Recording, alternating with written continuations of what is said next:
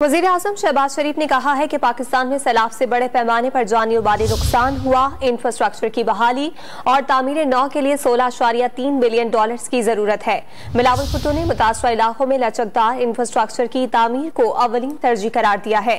वज़ीर खजाना सागदार ने कहा कि हुकूमत ने मौजूदा वसाइल में काफी हद तक सैलाब मुतासरीन को रिलीफ दिया। आखिरी शख्स की बहाली तक कोशिशें जारी रहेंगी। पाकिस्तान ने सैलाब मुतासरीन की बहाली और तामीर नौ के लिए आलमी बरादरी से 16 अरब 30 करोड़ डॉलर्स इमदाद की अपील कर दी। जेनेवा में सैलाब मुतासरीन की बहाली के लिए मुनक़दा कॉन्फ्रेंस से खिताब में वज़ीर आज़म ने कहा कि सैलाब से पाकिस्तान में बड़े पैमाने पर तबाही हुई। पाकिस्तान का 4 मरहलों पर मुश्तमिल जामे प्लान भी पेश कर दिया। My government has prepared a comprehensive framework plan for recovery, rehabilitation and reconstruction with resilience, bearing in mind the minimum funding requirement of $16.3 billion.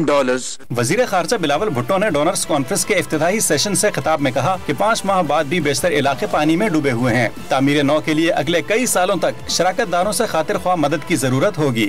5 months on, many areas of Pakistan are still underwater, and we're looking forward to our reconstruction and rehabilitation. Pakistan will need considerable support over the next several years from our international partners. वजीर खजाना इसहाक डार ने Geneva conference से खिताब में आमदनी बढ़ाने के लिए इस्लाहात की यकीन दहानी कराई। कहा मुतासरीन की बहाली के लिए लगाए गए तखमीने में से पाकिस्तान 50% अपने वसाइल से खर्च करेगा।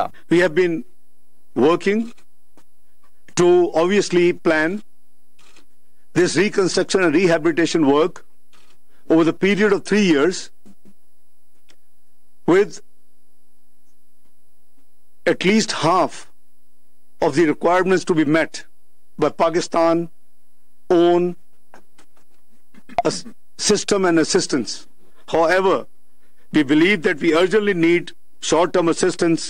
वजीर आज़म ने मुश्किल वक्त में तावन पर अक़वाम मुत्तहिदा, IMF और वर्ल्ड बैंक समेत आलमी बरादरी का शुक्रिया अदा किया।